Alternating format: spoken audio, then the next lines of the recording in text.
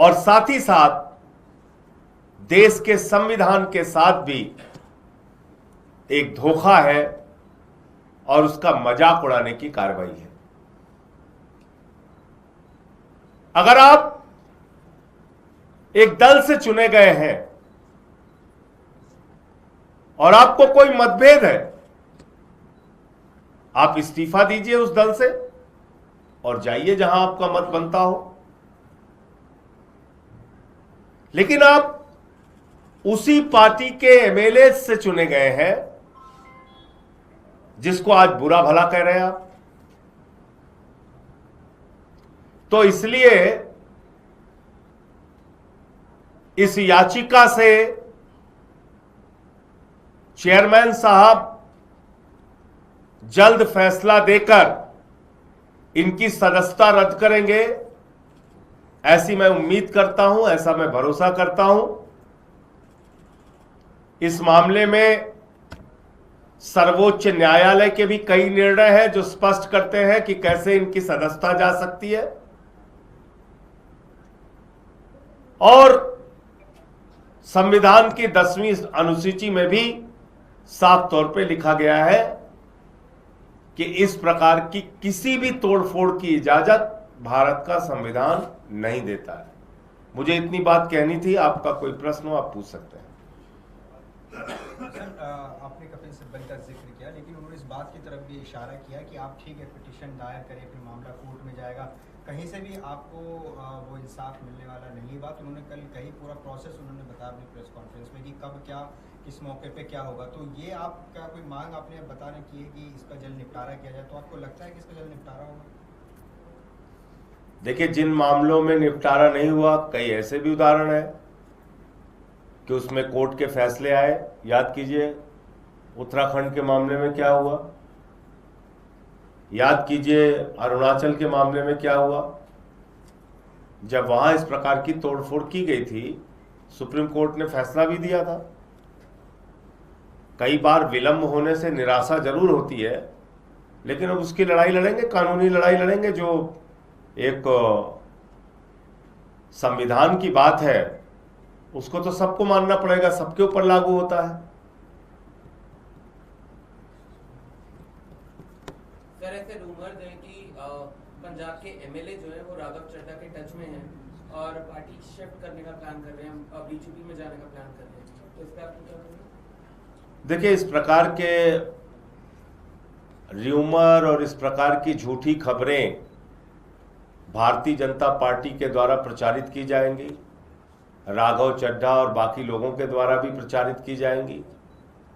पूरे पंजाब में इन लोगों का विरोध हो रहा है, इन लोगों के खिलाफ जनता सड़कों पे है, नारेबाजी कर रही है।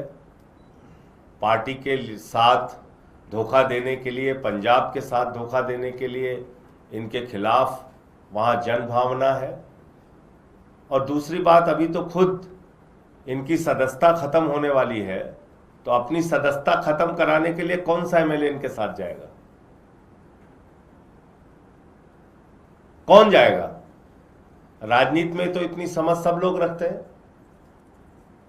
तो इसलिए ये एक झूठा प्रचार है, एक भ्रम फैलाने की कोशिश है, इसके अलावा कुछ नहीं।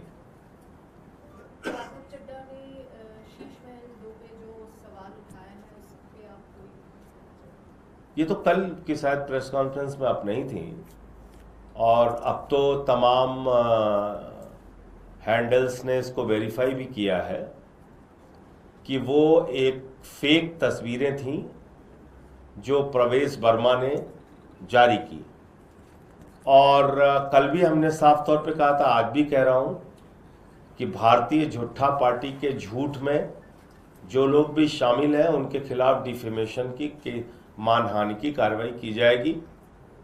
और आज फिर दोहरा दे रहा हूं कि मैं एलजी महोदय से, मुख्यमंत्री रेखा गुप्ता जी से और परवेज वर्मा जी से कहना चाहता हूं, उनको चुनौती देता हूं कि आप लोग अपने अपने घर जनता के लिए खोल दीजिए।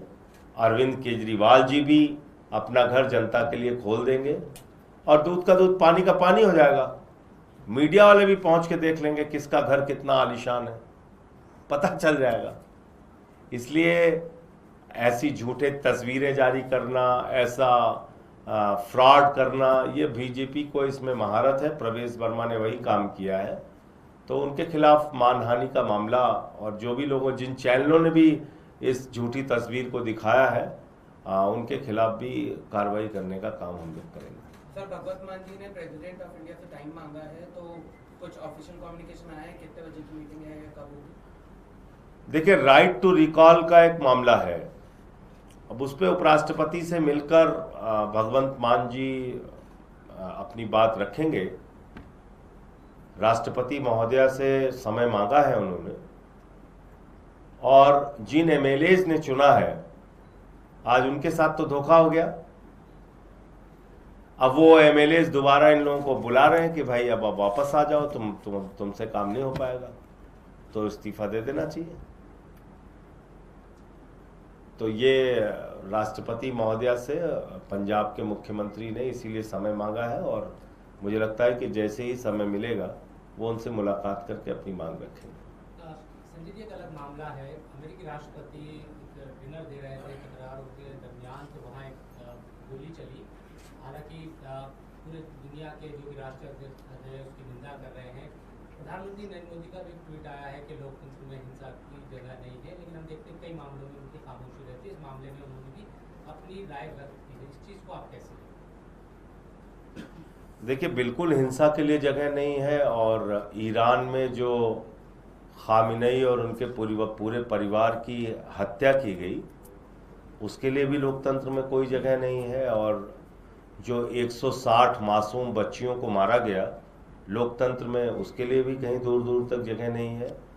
और जो अलग अलग देशों पे कब्जा करके वहाँ के राष्ट्रपतियों को गन पॉइंट पे उठाया जा रहा है, वेनेजुएला के राष्ट्रपति और उनकी पत्नी को, या जिस तरह से मानवता को कुचला जा रहा है, ख़त्म किया जा रहा है। फ़िलिस्तीन में बच्चे छोटे छोटे रोटी और पानी के लिए तरस रहे हैं, उनका कत्लेआम हो रहा है।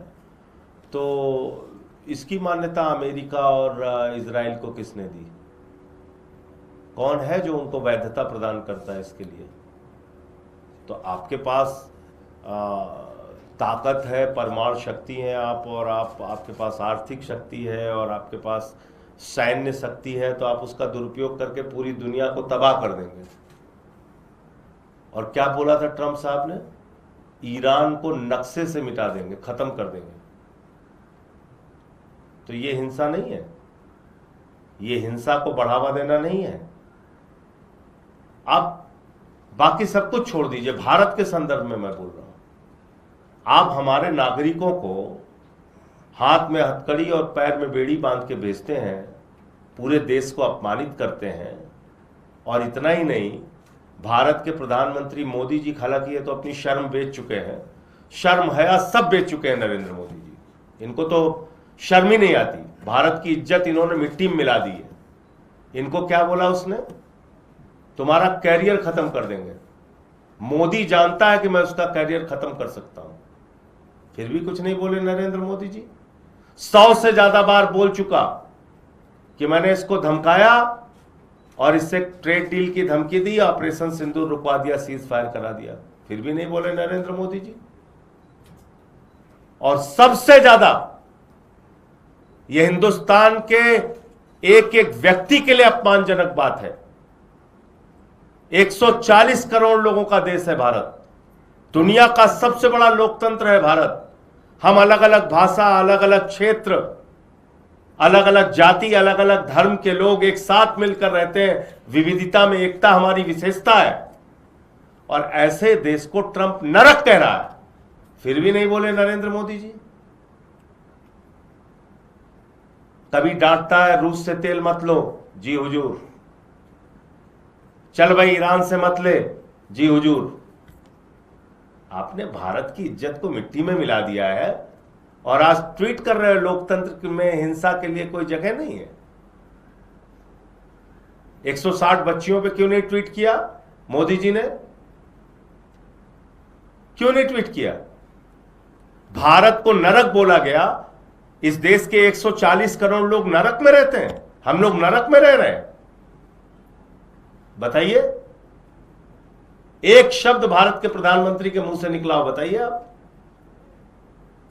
इनका एक नेता है राम माधव, उसका बयान मैं सुन रहा था, कह रहा था बताओ और कैसे बिछ जाऊं आपके आगे, बताओ क्या क्या कैसे कैसे गुलामी करनी है। आपने कहा रूस से तेल ना खरीदो, हमने खरीदना, तो स्वीकार कर रहा है, अमेरिका में बैठ के स्वीकार कर रहा है। तो ये गुलाम सरकार और गुलाम पार्टी है, इनकी मानसिकता गुलामी वाली है। इन्होंने देश की प्रतिष्ठा को अंतर्राष्ट्रीय स्तर पे पूरी तरीके से समाप्त करने का काम किया। और हमारे प्रधानमंत्री की कोई विदेश नीति नहीं है, सिर्फ एक विदेश नीति है, ही खीखी ही खीखी ही खीखी विदेश नीति। जब किसी विदेश के प्रधानमंत्री या राष्ट्रपति से मिलते हैं तो हम लोग सोचते हैं कि उस देश से क्या समझौता हुआ इसके बारे में बताएंगे, पता चलता है ही खीखी। यही चल रहा है देश में, और सारा का सारा गुणगान करने वाले इनके भक्त अंधभक्त लगे रहते हैं इसी काम में। तो ट्रंप के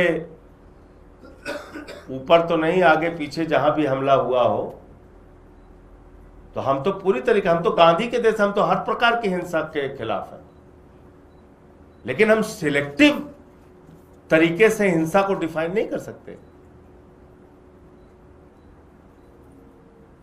हम सेलेक्टिव तरीके से हिंसा को नहीं डिफाइन कर सकते कि भारत में आए हुए हमारे मेहमान 100 नौसैनिक ईरान के मार दिए जाएं, तब प्रधानमंत्री को उसमें हिंसा नहीं दिखेगी, तब अमेरिका ने हिंसा किया ये नहीं दिखेगा उनको, हमारे मेहमान मार दिए जाए, मोदी नहीं बोलेंगे।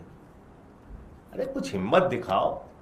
स्पेन जैसा देश बोल रहा है ट्रंप के खिलाफ, इटली जैसा बोल रहा है देश ट्रंप के खिलाफ। आप दुनिया के सबसे बड़े लोकतंत्र के प्रधानमंत्री हो यार, थोड़ी हिम्मत दिखाओ। इतना क्या दब्बू बनना, भीगी बिल्ली बनना है। इनका एक पुराना इंटरव्यू चलता है, कुछ भी भारत में होता है हमारे मंत्री अमेरिका पहुंच जाते हैं, ओबामा ओबामा ओबामा। आप क्या कर रहे हो?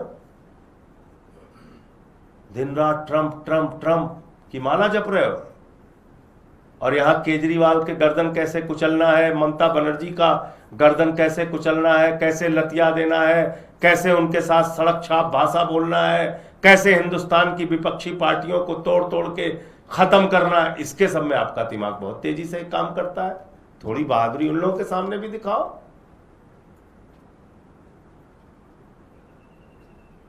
तो ये बात है। सर एक और सवाल है, उदित राज है कांग्रेस के नेता, उन्होंने कहा है कि जिन सांसदों ने आम आदमी पार्टी छोड़ी है उन्होंने देश हित में काम किया और बीजेपी से ज्यादा गद्दार आम आदमी पार्टी। कहने दीजिए, उदित राज कई पार्टी बदले हैं, तो बीजेपी को गद्दार मानते हैं कि नहीं मानते हैं? बीजेपी में रह चुके हैं उदित राज जी, बताइए। वो कांग्रेस में एक बीजेपी में है, तो बीजेपी में रह चुके हैं, अभी कांग्रेस के नेता है, कल को फिर कहीं चले जाएंगे। तो जो काम उन्होंने किया है वही काम इन 7 सांसदों ने किया है, तो उनका साथ तो देंगे। राहुल गांधी कह रहे हैं बंगाल में तृणमूल कांग्रेस बीजेपी के लिए दरवाजा खोल रहा है, वहां पे नारी सुरक्षा नहीं है।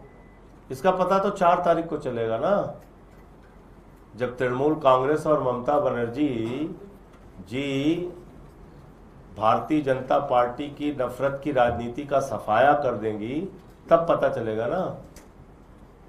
और राहुल गांधी जी को यह क्यों नहीं दिखता कि बाबरी मस्जिद बनाने वाले को जेड कैटेगरी की सुरक्षा दिया है अमित शाह और मोदी ने? इस पे बोला किसी ने? देश के किसी नेता ने इस पे बोला? जो आदमी बाबरी मस्जिद बनवा रहा है, हुमायूं कबीर, उसको हजारों करोड़ रुपए चुनाव लड़ने के लिए बीजेपी देती है, ये स्टिंग ऑपरेशन में उसने माना। और इसके अलावा उसको जेड कैटेगरी की केंद्रीय सुरक्षा बल के द्वारा सुरक्षा दी गई है। वो कहां से मिलेगी इसको? इसका मतलब मोदी अमित शाह मिल के बाबरी मस्जिद बनवा रहे हैं वहां पे हुमायूं कबीर के साथ। मोदी इस देश के लोग अगर इन चीजों को नहीं समझेंगे और नहीं पहचानेंगे तो आने वाले समय में परिस्थितियां और खराब होंगी। आप एक ऐसे घिनौने पार्टी और घिनौने राजनीतिक खेल में शामिल हो गए हैं जाने अनजाने, जो लोगों की घटियापन की आप कल्पना नहीं कर सकते। जो आदमी बाबरी मस्जिद बनवा रहा है उसको ये पैसा दे रहे हैं 1000 करोड़ रुपए, और वो कह रहा है हम बीजेपी के साथ मिलकर सरकार बनाएंगे बंगाल में। और ये लोग उसको जेड कैटेगरी की सुरक्षा दिए हुए हैं। जेड कैटेगरी की सुरक्षा कैसे मिली है बाबरी मस्जिद बनाने वाले को? और सभा कर रहे हैं, कह रहे सुन लो हुमायूं कबीर। अरे अंदर अंदर तो मिल लो हुमायूं कबीर चल रहा है, वहां क्या सुन लो कर रहे हैं भाई? वहां तो अंदर अंदर मिल लो हुमायूं कबीर है। तो भाजपा ने कई भाजपा बना रखी है, उसमें कुछ ऐसे भी दल हैं जो मुस्लिमों के बीच में भारतीय जनता पार्टी का काम करते हैं। तो बंगाल में राहुल गांधी जी को और सारी पार्टियों को यह देखना चाहिए कि बीजेपी से कौन लड़ रहा है और बीजेपी किसके साथ है। बीजेपी बाबरी मस्जिद बनाने वाले के साथ है। बीजेपी बाबरी मस्जिद बनाने के लिए पैसा दे रही है।